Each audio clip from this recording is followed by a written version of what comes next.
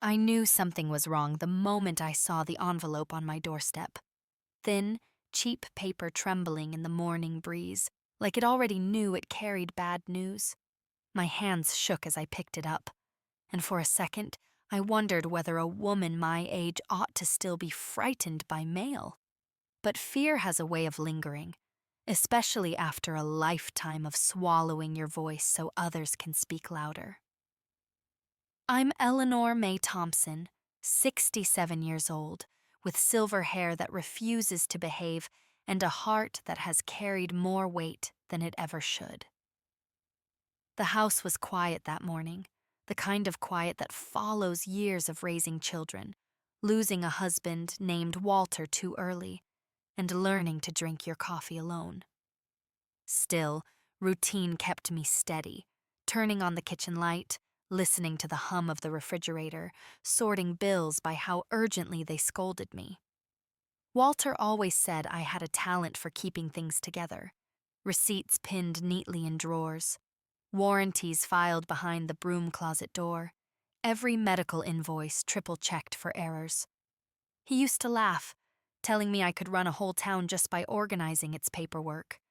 After he passed, I kept doing it, partly out of habit, partly because it felt like one of the few things in my life I could still control. That was before my granddaughter Lily and her husband Mark began leaning a little too heavily on that part of me. At first, it was sweet. "Grandma, can you help us review this lease?" Or, "Could you look over this daycare contract?" I felt useful, visible, but slowly their gratitude thinned. I became someone they expected, not appreciated, someone who could be handed bills, forms, notices, anything they didn't want to deal with themselves. The envelope on my doorstep was addressed to me but listed their old apartment number. Odd. My breath tightened as I tore it open. A notice from the utility company, a past due balance of $1,482.76. My name was listed as the guarantor. I blinked hard, hoping the numbers would rearrange themselves into something sensible. They didn't. I sat down at the kitchen table, the chair creaking beneath me like an old friend sharing my disbelief. I remembered the night Lily had asked me to just co-sign a simple service form because the company needed a backup contact. She had rushed through the details, promising it was routine. I trusted her. I signed. Trust, it seems, has a cost printed neatly at the bottom of a billing statement. I called the utility company, hoping it was all a mistake. The representative told me very politely that the balance had been unpaid for 8 months. Late fees had piled up like snowdrifts. Every piece of mail had been directed to the address on file, the address Lily and Mark had moved out of without telling me they'd left my name still attached to their account. My voice stayed calm, but inside something heavy began to shift, like the slow turning of a tide. I wasn't angry yet. Mostly I was confused, disappointed, and tired. So very tired. When I phoned Lily, she answered breathlessly, as though inconvenienced. "Oh, Grandma, yeah, we meant to fix it. Mark's been busy. We figured you could just handle it." Handle it. As if I were a drawer they could keep stuffing things into. I hung up gently, without raising my voice, and walked to my cedar chest, the one Walter built for me on our 5th anniversary. Inside were folders organized by year, each thick with documents. I had never been wealthy, but I had always been careful. And careful women leave trails, paper trails, time-stamped trails, trails that don't lie. I spread them out across the table, bank statements, notarized agreements, a copy of the service contract Lily had rushed me into signing. And there, in tiny gray print, was the clause that gave them the right to attach all unpaid balances to the guarantor. Me. My heart clenched, not because of the debt, but because of the realization that I had been treated like an endless well, useful until emptied. That night, I sat under the soft glow of the living room lamp, listening to the low rumble of passing cars and thinking about the years I had spent putting everyone else first. A strange calm settled over me. I wasn't powerless. I wasn't invisible. I had proof. Every invoice, every email, every unanswered message asking them to update their information. And for the first time in a long while, I felt something new rising in me. Not rage, not vengeance, resolve. Quiet, steady, undeniable resolve. I didn't yet know the full shape of what I would do, but I knew it would be fair, legal, and rooted in the truth. And I knew I would no longer protect them from the consequences they had handed to me in cheap paper envelopes. The night felt different as I turned off the light, like the beginning of a season I had waited decades to step into. The following morning, the world looked strangely sharpened, as if someone had turned up the contrast on my life. Even the sound of the kettle clicking felt louder, more decisive. I stood by the window, watching the January sun stretch its thin light across the frost on my lawn. I'd always loved mornings. They made me feel like hope was still possible. But that day, hope felt tied to something heavier. Responsibility, maybe, or awakening. I laid the bills on the table again, smoothing the creases with my palm. The late notices, the collection warnings, the small print threats of service suspension, they all formed a story. A story I hadn't written, but had been dragged into. I pulled out my old spiral notebook, the one with Walter's handwriting still faint on the back cover, and began writing dates, names, amounts, everything in clean, steady lines. If life was going to hand me a mess, I would document the mess. After an hour, I called the utility company again. I asked for transaction histories, confirmation letters, the timeline of unpaid charges. The representative, a kind man named Samuel, spoke gently, as though he sensed the strain in my voice. He emailed me a PDF copy of every bill for the past year. I printed them. My old printer groaned but delivered. Page after page slid out, forming a crisp, undeniable record. Around noon, I drove to the bank. The lobby smelled faintly of lemon polish, and the soft instrumental music almost soothed me. At the counter, I asked to speak with someone about my guarantor status. A young banker named Emma met me in her glass-walled office. She smiled politely, but her eyes sharpened when I showed her the documents. "So they moved out without removing you from the account?" she asked. "That's correct. And you notified them?" "Several times," I said, showing her printed screenshots of my texts. Read, ignored, or brushed aside with casual little heart emojis. She nodded in that slow, careful way people do when they're trying not to judge but failing a little. "You've done everything right," she said.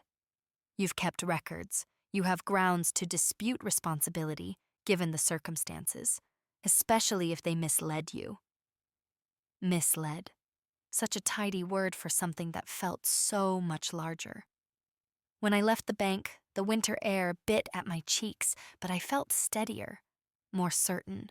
My papers were organized in a neat folder on the passenger seat, secured with a rubber band. It reminded me of the way I used to pack Lily's school lunches, carefully, lovingly, never imagining she'd grow up to treat me as though my time and stability belonged to her. On the drive home, my phone buzzed. A message from Mark. "Hey, Eleanor, heard you talked to Lily. Don't stress. We'll sort it out eventually." Eventually, always eventually, as if my life were a holding pattern for their comfort. I didn't reply. Instead, I swung by their old apartment complex. The beige siding looked even duller than I remembered. The leasing office was quiet, except for the clicking of a receptionist's keyboard. Her name tag read, Mary Beth. She looked up with a warm smile. "Can I help you?" "I'm trying to confirm move-out dates for Unit 2C, I said. My name was listed as guarantor on some accounts attached to it. Mary Beth glanced at her monitor, her brow furrowing.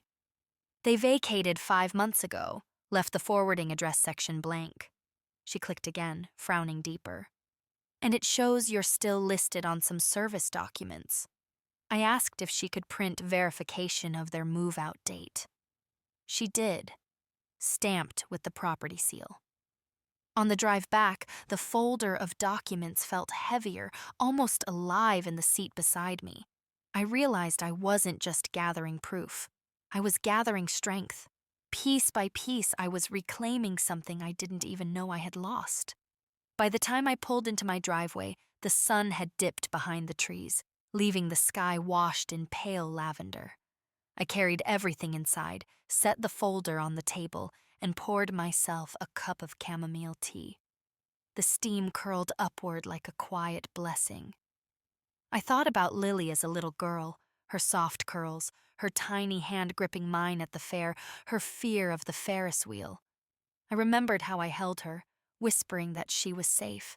It hurt, knowing she no longer offered me the same tenderness. But pain, I've learned, is a compass. It points you toward what needs to change. I wasn't ready to confront her yet, not until every detail was in place, every date aligned, every fact undeniable. My life had taught me that truth, when gathered patiently, becomes its own form of power. And for the first time in years, I felt that power humming quietly inside me, as steady and warm as the mug between my hands. I didn't sleep much that night, not because of fear, but because my mind wouldn't stop arranging and rearranging the facts like a puzzle that had finally shown its edges. Around 3 a.m., I found myself sitting at the dining table with every lamp on, the house humming softly around me. The papers lay in a precise grid: bills, emails, contracts, screenshots, each one a quiet witness. As I sipped cold tea, something inside me ached with a familiar loneliness. You spend decades being the person who fixes things, and people forget you can break too. I wondered when Lily had stopped seeing me as her grandmother and started seeing me as a safety net she could drop things into without looking down. Have you ever realized too late that someone you love has been using your kindness like an endless resource? A thin dawn light filtered through the curtains by the time I heard the mail truck outside. I opened the front door and found another envelope, this one from a collections agency. My stomach fluttered, but the feeling passed quickly. I had proof now. I had chronology.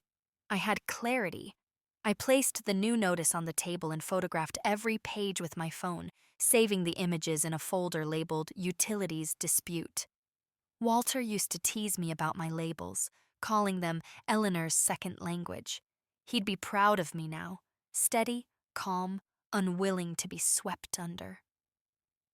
After breakfast, I drove to the county records office. The building was old, with tall windows and a smell of dust and carpet cleaner. A clerk named Henry helped me search public records about the apartment unit and the change of tenancy. He printed timestamps showing exactly when Lily and Mark filed their own change of address form, 2 months after they had already left. "That delay matters," Henry said as he stamped the copies. "It affects liability." I nodded, tucking the fresh documents into my folder. My hands didn't shake at all this time. Next, I visited the local police department, not to accuse, not to escalate, but to ask for information on how to file a formal dispute. The lobby echoed slightly, every footstep loud against the tile floor. A young officer named Carter greeted me at the desk, his posture both alert and kind. "What can I help you with today, ma'am?" I explained everything in a steady voice, handing him the organized stack of documents. He took his time, reading through each page with a seriousness that made my throat tighten. When he finally looked up, his expression held something close to respect. "You've documented this meticulously," he said. "You're well within your rights to file a report for financial misrepresentation. Even if it stays civil, clear documentation protects you, and judges take this kind of thorough record very seriously." His words warmed me more than he knew. Not because I wanted punishment for Lily, God knows I didn't, but because someone finally saw the truth without me having to shrink or apologize. He gave me a case number, along with instructions on how to submit additional documents. I thanked him and stepped outside into the crisp midday air, feeling strangely taller. On my way home, I stopped at a small cafe near the library. I ordered a chicken salad sandwich and sat by the window, watching people rush by. Young adults on phones, older folks carrying grocery bags, a mother juggling 2 toddlers and a stack of mail, all of them absorbed in their own small worlds. Life goes on, I thought, even when your heart is bruised. I took out my notebook and wrote down everything Officer Carter had told me. As I wrote, something shifted inside me. Not anger, not bitterness, but a quiet acceptance. You can love someone deeply and still refuse to let them harm you. You can forgive someone and still require accountability. When I got home, I sorted the documents into color-coded folders. Yellow for utilities, blue for the apartment complex, green for correspondence, red for legal notes. As I worked, a faint memory rose. My mother, teaching me at age 8 how to keep her sewing receipts organized in a cigar box. Paper remembers, she used to say. People forget, but paper doesn't. That evening, my phone buzzed again. Lily's name appeared on the screen. My heart thudded, but I didn't answer. Instead, I listened to her voicemail. Her voice thin, irritated. "Grandma, why are you making this so complicated? We'll pay you back when we can. Stop overreacting." Overreacting. The word curled through me like smoke, stinging my eyes. I stood very still, letting the quiet of the house settle around me. The evening sun cast long shadows across the table, illuminating each document like a small lighthouse. I realized, in that moment, that I no longer felt invisible. I inhaled slowly, exhaled even slower, and whispered into the empty room. I'm not overreacting. I'm finally reacting. And it felt like something inside me, something long ignored, long dismissed, was waking up at last. The next morning arrived wrapped in a muted gray sky, the kind that makes the world feel a little softer, a little quieter. I appreciated that. My heart needed quiet. I moved slowly through the house, opening curtains, letting in whatever light the day could offer. My folder of documents sat neatly on the table, waiting like an old friend who knew I had more work to do. I made myself oatmeal and sliced a banana over it. Walter used to tease me that I prepared breakfast like a nurse in a retirement home. "Efficient," he'd say with a wink. "Predictable." But there was comfort in predictable things, especially when the rest of your life felt unpredictable. Around mid-morning, I sat down with my laptop and began going through old emails. There they were, messages from Lily asking if I had a minute to sign another form, promising she'd handle the details later. I reread each one, saving them as PDFs. It hurt, seeing how willingly I had helped, how eager I was to be needed. Somewhere along the way, being needed had become my identity. But identities can change. Just as I finished organizing the files, my phone buzzed with a text from Mark. "We're coming by this afternoon. We need to talk." A small shiver passed through me, but it wasn't fear. It was something more like preparation, the calm before a performance you know by heart. When they arrived, they didn't even knock properly. Mark tapped once and pushed the door open as if he still lived here. Lily followed behind him, arms crossed, shoulders tense. Her eyes darted to the dining table. The stack of neatly arranged documents, the open laptop. "Oh God, Grandma," she sighed. "You're still doing this?" Mark stepped forward. "Look, we didn't think it'd blow up like this. The bills weren't a big deal until you got the bank and police involved." I inhaled deeply. I spoke with the police to understand my options. I did nothing wrong. "You didn't have to go that far," Lily snapped. Family handles things privately. I looked at her, really looked. The little girl I once held through thunderstorms wasn't standing in front of me. This was a woman who believed she could treat me like a backup plan, a resource, a safety net. My voice stayed gentle. You left my name on a service you stopped paying for. You moved, and you didn't tell me. You let the debt grow for months, and when the notices came, you ignored them. Lily flinched a little. Mark didn't. We said we'd fix it eventually, he muttered. That's not enough, I said softly. I slid the folder toward them. Inside, everything was organized with the kind of clarity that didn't require emotion to support it. Dates, signatures, screenshots, late notices, the stamped verification from the apartment complex. Mark flipped through it, his jaw tightening. Lily looked as though every page weighed down her shoulders. Grandma, she whispered, why are you doing this? Because it's time you understood that my help is not unlimited, I said. My patience is not limitless. My life is not here to clean up after yours. The silence that followed was thick, almost tangible. Mark pushed the folder back. So what? You want us to pay it? I want you to take responsibility, I answered, legally and financially. And I want your names removed from anything that ties back to me. Lily's eyes filled with something I couldn't read. Shame, maybe, or disbelief.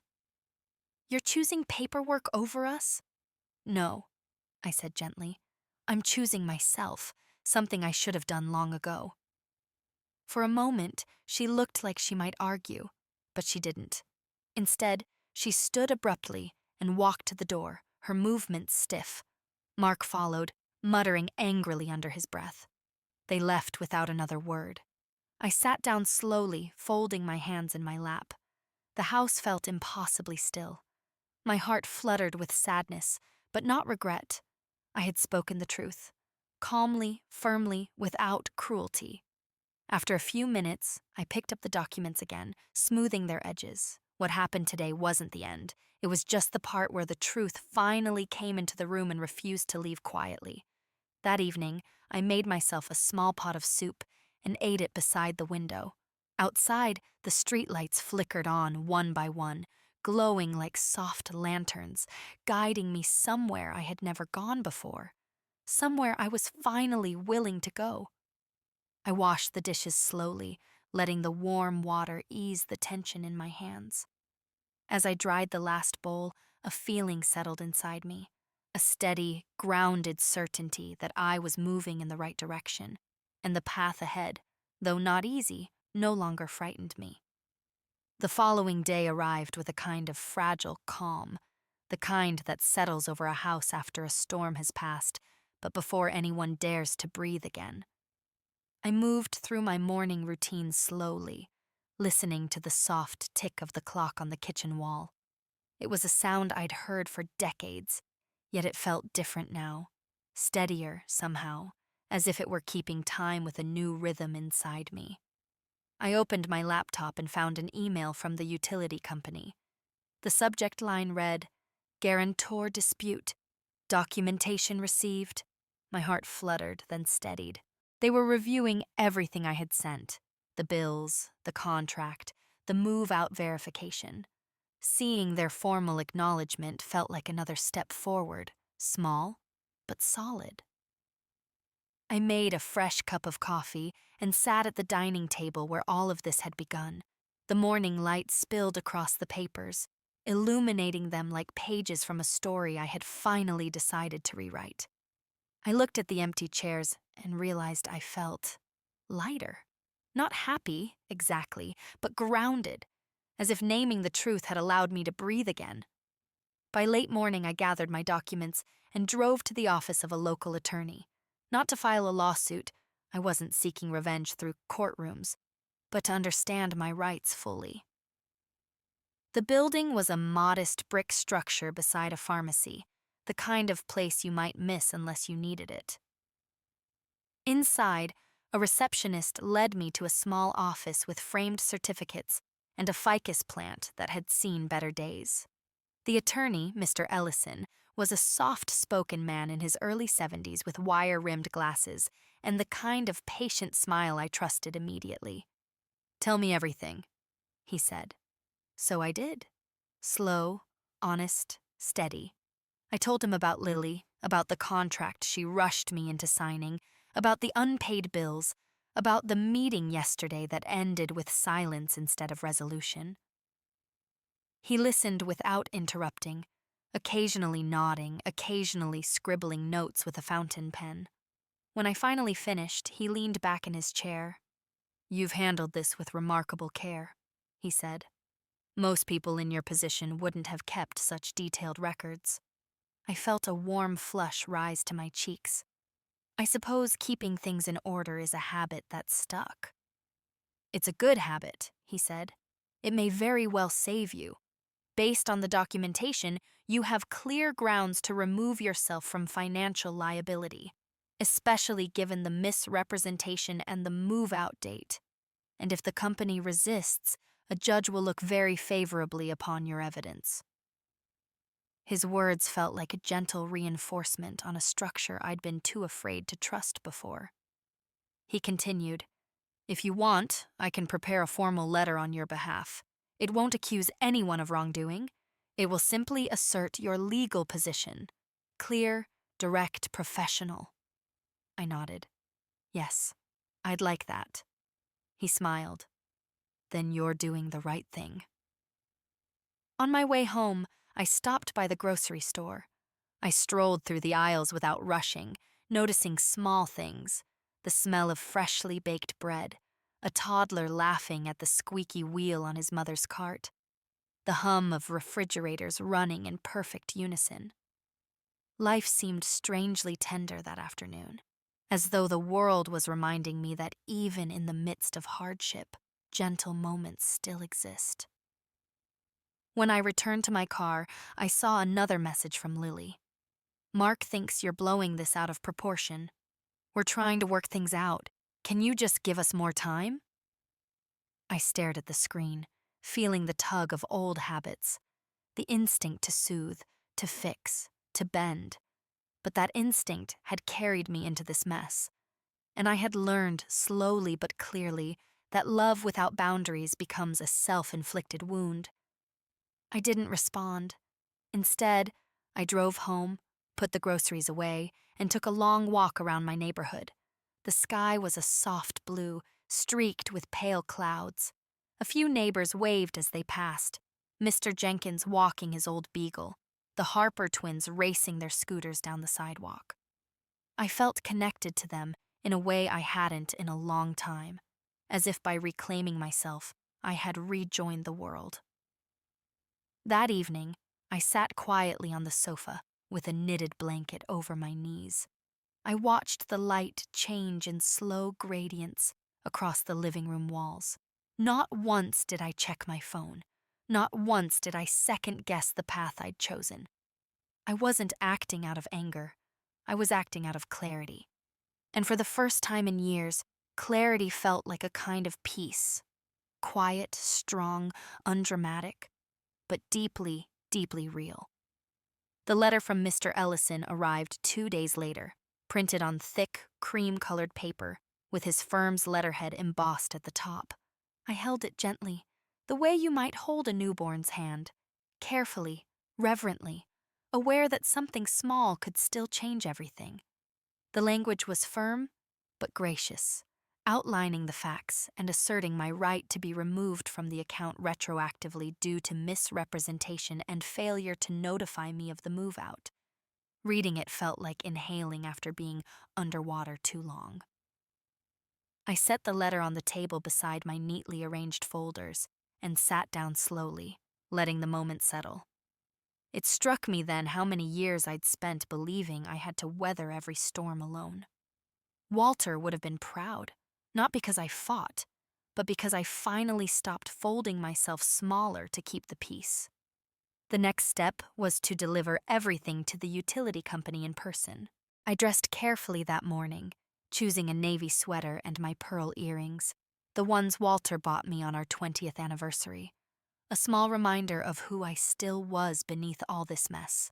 A woman who had survived grief, raised children, and learned how to keep standing even when the world leaned too hard in one direction.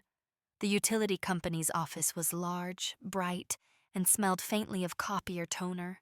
A receptionist directed me to a customer service representative named Brenda, a woman in her 50s with kind eyes and a no-nonsense manner. She glanced at my stack of documents, eyebrows lifting just slightly. "You came prepared," she said. "I've learned it's better than being surprised." She smiled, and for the first time that day, I felt a little lighter. We went through everything together, every bill, every timestamp, every email. She read Mr. Ellison's letter twice, nodding slowly. "This is very thorough," she said at last. "I'll escalate it to our legal review department today. You should hear back within a week or so." A week. After months of feeling like I was sinking, a week felt short and manageable. On the drive home, my hands were steady on the steering wheel. A soft rain had begun, tapping against the windshield in a rhythm that reminded me of old lullabies I used to hum to Lily when she was small. It's strange how memories wrap themselves around the simplest sounds. Have you ever felt both heartbreak and relief at the exact same moment? As if letting go hurts, but holding on would hurt even more. When I got home, there was a message waiting from Lily. "Grandma, I know you're upset, but going to lawyers? Really? Can we talk before this gets worse?" For a long time, I just stared at the screen. I wasn't angry. I was sad. Sad that she still didn't understand that this was already worse, long before I ever picked up the phone to ask for help. I typed a reply slowly, choosing each word with care. "We can talk, but the documents are already filed. I'm protecting myself, Lily. This isn't punishment. It's responsibility." She didn't respond. The house felt very calm after that. I made chicken soup for dinner and opened the window slightly so the cool, rainy air could drift inside. The steam from the pot fogged my glasses, and I laughed softly to myself, remembering all the times Walter teased me for leaning too close when I cooked. Later that evening, as I sorted through some old photographs, the doorbell rang. It was my neighbor, Carla, holding a container of homemade blueberry muffins. She said she'd made too many, but I knew she had sensed something in the air. Grief has a scent if you've lived long enough to recognize it. We sat at my kitchen table for nearly an hour. I didn't describe every detail, but I shared enough. She listened without judgment, sipping her tea, her eyes warm and steady. "You're doing the right thing," she finally said. "It's not about punishing them. It's about showing them where you end and they begin." Her words settled into me like warm stones, grounding and solid. After she left, I sat in the quiet house, feeling both old and new at the same time, aged by disappointment, renewed by resolve. I wrapped a blanket around my shoulders and stepped onto the porch. The rain had stopped, leaving the air sweet and cool. Somewhere inside me, something small but strong shifted again. This wasn't just about bills or paperwork anymore. It was about teaching myself, after nearly 7 decades, that my boundaries were worth honoring, that my effort had value, and that love could still be firm without losing its softness. And for the first time in a very long while, I felt the stirrings of something I hadn't known I was missing. Respect for myself, for the lines I was learning to draw, for the woman I was finally allowing myself to become. A few days later, I woke to the sound of my phone vibrating across the nightstand. It was barely 7 a.m., and the pale winter sunlight had just begun to seep through the blinds. I reached for my glasses and blinked at the screen. A voicemail from Lily, another from Mark, and a text that made my chest tighten. Not from either of them, but from the utility company. "Your dispute case has been updated. Please check your email for details. For a moment, I just sat there in bed. My breath shallow, my hands cold. After months of uncertainty, everything suddenly felt too close, too immediate. I forced myself to inhale deeply. The room smelled faintly of lavender from the sachet I kept in my dresser drawer, a small comfort from years ago, back when Walter used to tuck one under my pillow on hard days. I listened to Lily's voicemail first. Her voice trembled between irritation and something that sounded like desperation. "Grandma, please call me. This is getting out of hand. We need to talk before things get worse with the company. Mark's really stressed. Please." I closed my eyes briefly. She still didn't understand that stress wasn't new to me, that I had carried it quietly for months while she pretended not to see. Mark's voicemail was shorter, sharper. "We should have handled this sooner, but involving lawyers was unnecessary. We can still settle this privately if you stop the dispute. Call me." Neither message held an apology, not even a hint of one. I set the phone down gently, then opened my email. The message from the utility company was clear and concise. Their legal review had determined that the charges incurred after Lily and Mark vacated the property were not my responsibility. I was to be removed as guarantor effective retroactively. The remaining balance and all associated late fees would be reassigned to the primary account holders. My hands trembled, but in a way that felt more like release than fear. I leaned back in my chair, letting the morning light warm my face. For the first time in months, maybe years, I felt something unburden itself inside me, a weight loosening, a rope untangling. It was done. Not the family part, not the emotional part, but the legal part. And sometimes the cleanest victories are the quiet ones printed in black ink on white paper. Still, a dull ache settled beneath my ribs. Winning and hurting can exist in the same breath.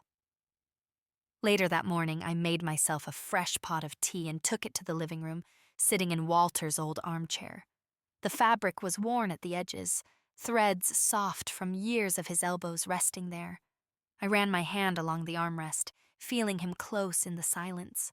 He always said I underestimated my own strength. Maybe this was what he meant. A soft knock startled me. When I opened the door, my neighbor's teenage daughter, Emily, stood on the porch holding a flyer. She was raising money for her school's debate club. Her cheerful smile, so bright and unburdened, softened the heaviness inside me. "Would you like to support us, Mrs. Thompson?" she asked. Her innocence reminded me of Lily at that age, bright-eyed, earnest, unafraid to ask for what she needed. I bought 2 raffle tickets, more for the comfort of the moment than the prize. When Emily left, I watched her run back across the street, ponytail bouncing, a reminder that not all relationships take more than they give. Back inside, I finally returned Mark's call. My voice was calm, softer than I expected. "The utility company made its decision," I said. "I'm no longer responsible for the charges." There was a long silence, then a sharp exhale. "So that's it? You're just going through with it?" "That's it," I said gently. "It was never my debt." Lily's voice suddenly appeared in the background, tight and emotional. "Grandma, you didn't have to do this to us." "To you?" My voice cracked just slightly. "Sweetheart, I did this for me." Another silence, but this one felt heavier, like a truth settling between us, refusing to be brushed aside. "We'll figure it out," Lily finally muttered, but her voice had lost its edge. "I hope you do," I said. "Truly." After I hung up, I didn't cry. I expected to. I thought releasing that burden would split me open. But instead, I felt steady, as if something inside me had learned to stand upright again.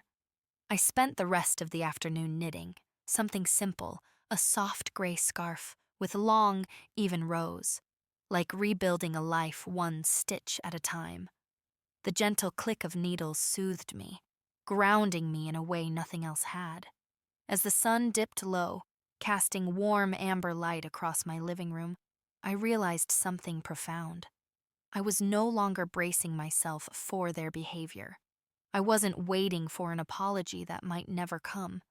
I had chosen peace in the only way I could, by reclaiming the pieces of my life that belonged to me and me alone.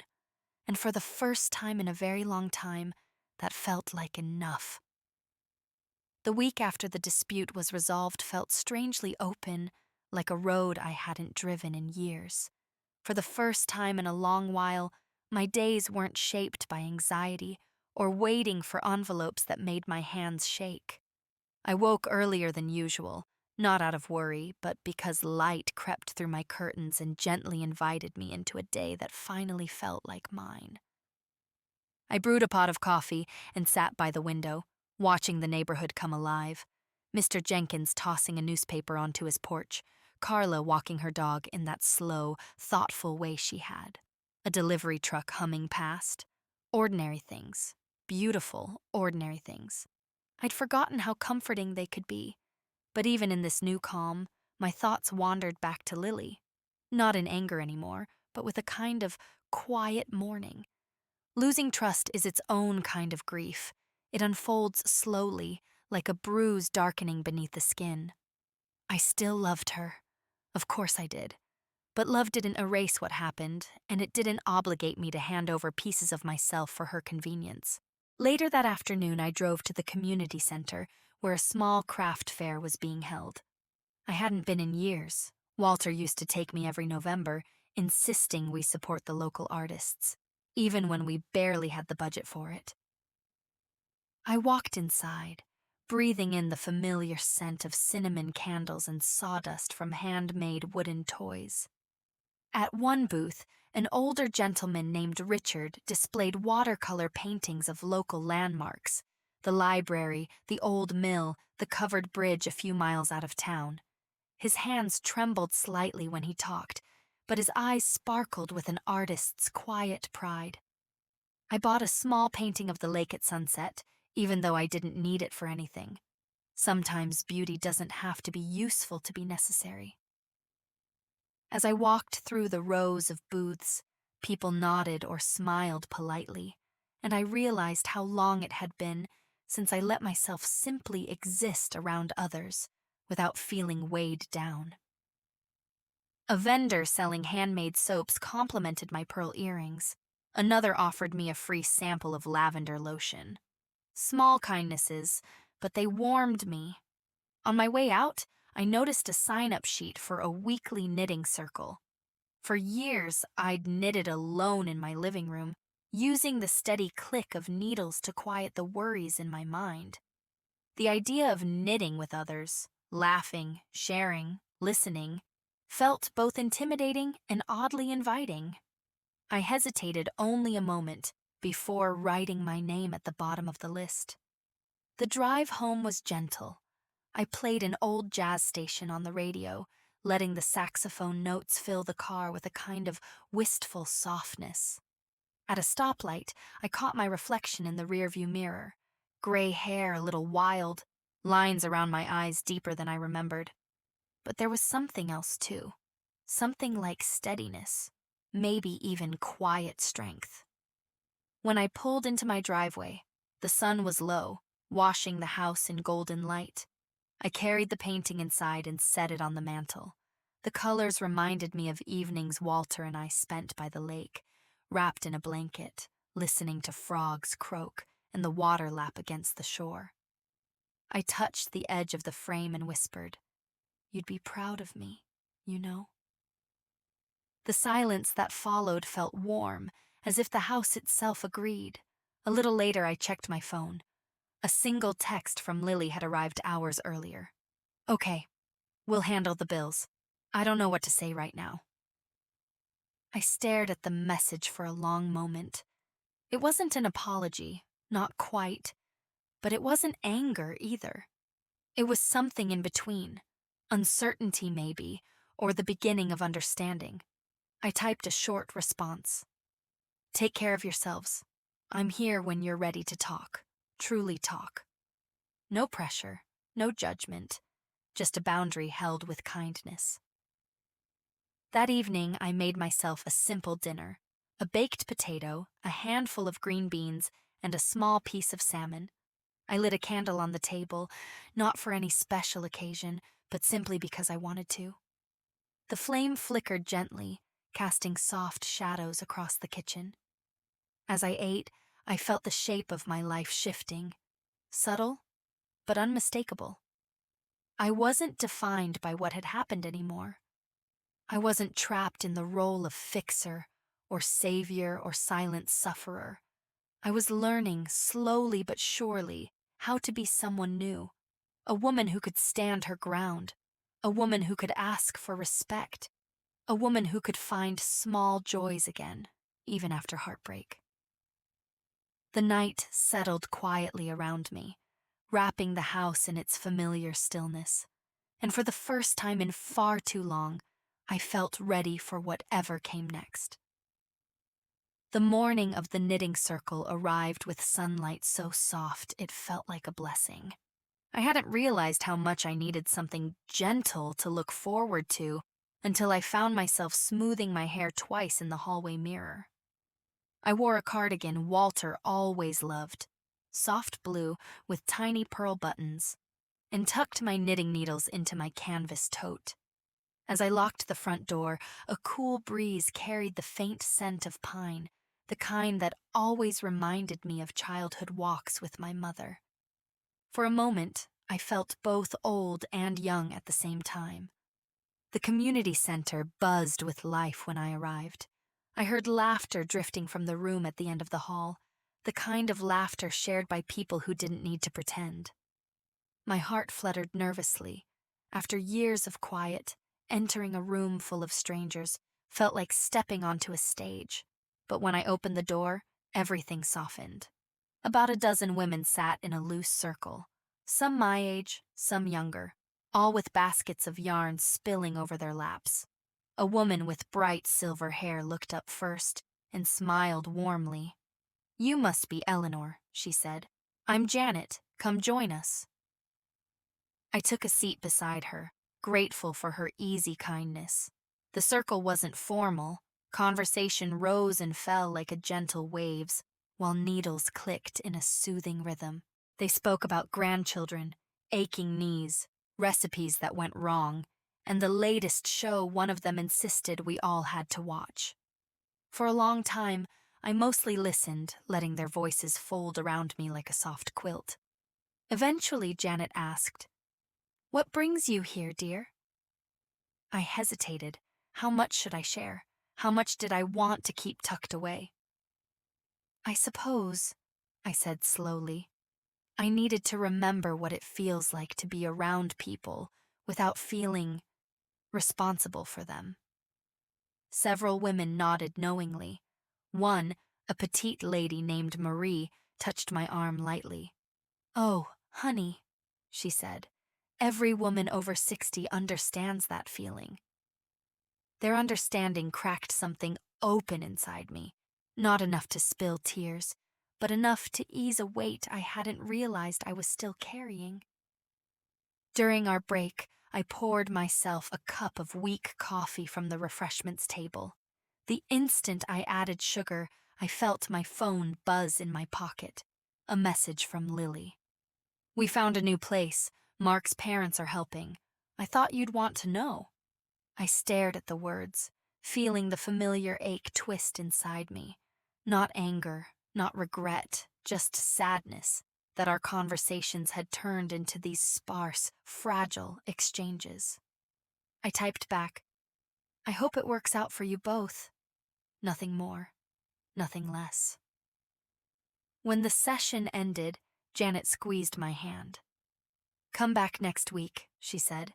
"You fit right in." I didn't realize until I stepped outside how much I needed to hear those words. On the way home, I stopped by a small bakery I hadn't visited in years. I bought a cinnamon roll and ate it slowly in my car, letting the warm sugar melt on my tongue. Such a simple pleasure, and yet it made my chest tighten with gratitude.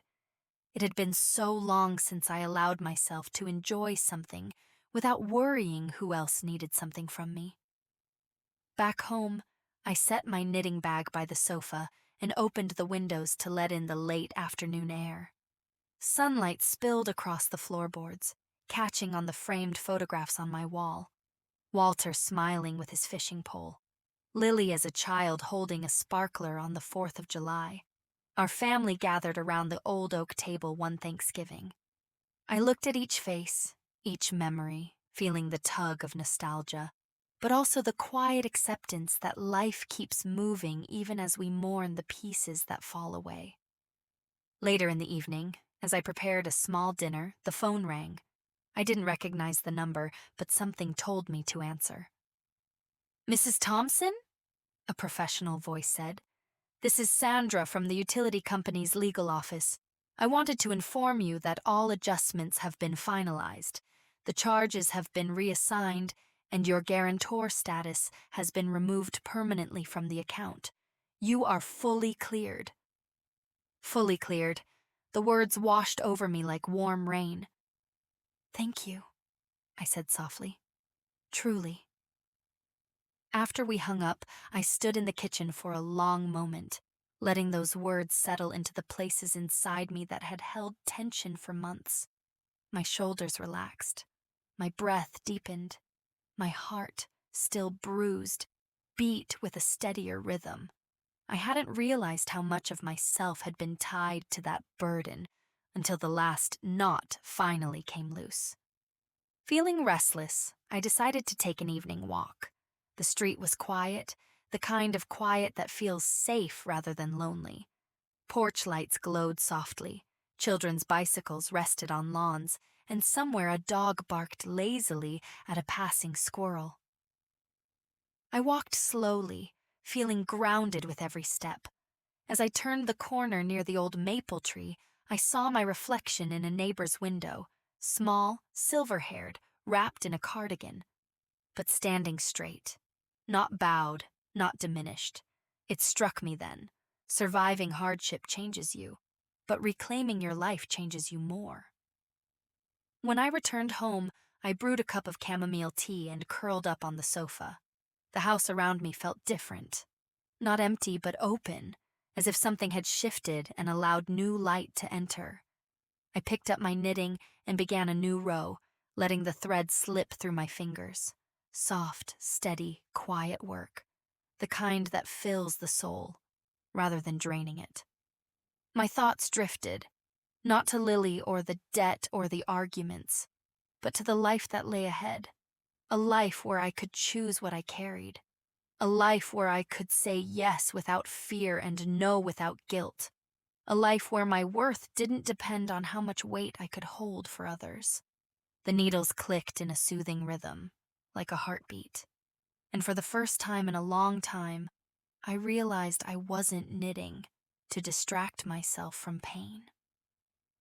I was knitting because the future, my future, finally felt soft enough to hold. The morning after my walk, I woke with an unusual sense of stillness, like the house had paused just long enough for me to catch up to myself. I lay there for a few minutes, watching a patch of sunlight stretch slowly across the ceiling. It was quiet, but not the kind of quiet that aches. This one felt earned, settled, steady. I made my coffee and walked out onto the porch, wrapping my cardigan tightly around me. The neighborhood was just waking up. Somewhere a garage door groaned open, a lawn sprinkler sputtered to life, and 2 sparrows hopped along my railing as if checking in on me. I took a slow sip and let the warmth reach all the way to my chest. It wasn't lost on me that just a few weeks earlier, I'd stood here with trembling hands, holding envelopes that felt like threats. Now the only thing pressing against my heart was the weight of possibility. Not youthful possibility, that ship had sailed decades ago, but something gentler, a possibility shaped by wisdom, boundaries, and hard-won clarity. By mid-morning, I sat down at the dining table, the same table that had once held piles of late notices, contracts, and all the ugly evidence of how far things had spiraled. Today, there were no documents, just my notebook, a pen, and a feeling that it was time to write the kind of words that didn't need signatures or court stamps. Before I could begin, my phone buzzed. A message from Lily. "Grandma, could we maybe come by today? We'd like to talk. Really talk." For a moment, my breath caught. Not out of fear, those days were gone, but out of the fragile hope that maybe the rift between us could soften, even if it never returned to what it once was. I typed back, "Yes, the afternoon is fine." I spent the next few hours tidying the house, though it didn't need much. I rearranged a stack of magazines, wiped the kitchen counter, watered the plant on my windowsill. It wasn't nervous cleaning, just small rituals that helped me feel grounded. When the doorbell finally rang, I took one steadying breath and opened the door. Lily stood there, hands clasped, eyes rimmed with something that looked like exhaustion, but softened with sincerity. Mark was beside her, shoulders slumped in a way I hadn't seen before, his usual bravado stripped away. "Hi, Grandma," Lily said quietly. "Come in," I answered, my voice warm but measured. We sat in the living room. The sunlight caught on the painting I'd bought from the craft fair, casting soft reflections on the wall. It made the moment feel almost cinematic, and somehow that made it easier to speak.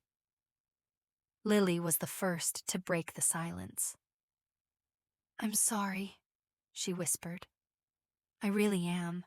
We didn't think about how it affected you. We should have. We were careless and I guess we relied on you in ways we shouldn't have." Her voice trembled at the end, and something inside me loosened. Not completely, but gently. Mark cleared his throat. "I handled things poorly too. I shouldn't have pushed responsibility your way. That wasn't fair." His apology was clumsy, uncomfortable, but real. I nodded slowly, letting their words settle, not as excuses, but as acknowledgments of the truth. "I appreciate you both saying that," I said softly. "I truly do. But this wasn't just about a bill. It was about feeling invisible, about being treated like someone who would just absorb anything you handed me." Lily's eyes filled with tears. "We never meant to make you feel that way." "I know," I said. "Intentions matter, but impact matters too. And I need you to understand that my life is not a resource to borrow from whenever things get hard." Silence settled over us again, but this time it wasn't heavy. It felt like soil newly turned, still fragile but ready for seeds. "We want to do better," Lily said quietly. "We want you in our lives, but not like before, not in a way that hurts you." Her words found a place deep inside me, a place I thought might stay closed forever. "I'd like that," I answered. For the first time in months, we talked. Really talked. Not about bills or blame, but about expectations, boundaries, respect. Small truths revealed themselves gently, like stones lifted from a garden bed. By the time they stood to leave, something between us had shifted, not completely healed, but beginning. As the door closed behind them, I didn't feel triumphant or vindicated. I felt something far more precious. Peace. The kind of peace that arrives when the world finally mirrors the boundary you drew for yourself. When the weight that once pressed you into silence becomes the very thing that teaches you how to speak. I spent the rest of the afternoon in the garden, pulling weeds and pruning the roses. The sun warmed my back, and the scent of fresh soil rose around me. Gardening had always been a kind of therapy, patient, forgiving. Plants don't judge how long it took you to tend to them. They simply grow when they're finally given what they need. As evening settled in, I curled up on the sofa with a soft blanket and watched the light fade through the window. The knitting project from the community center sat in my lap. Half a scarf, edges neat and even. A new beginning crafted one quiet stitch at a time. I thought about everything that had happened. The paperwork, the meetings, the confrontation, the rebuilding, and I realized something.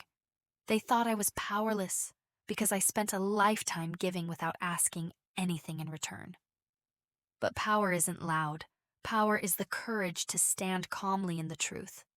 Power is a file folder full of documents you refuse to ignore.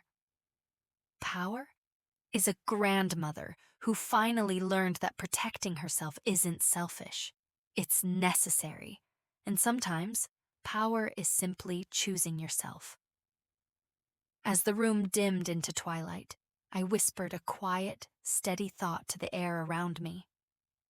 I'm still here, and I'm finally living. Thank you for listening to my story. If it touched you, I'd be grateful if you liked and subscribed. It helps me share more moments like these, and I'd love to hear your thoughts. If you were in my place, what would you have done?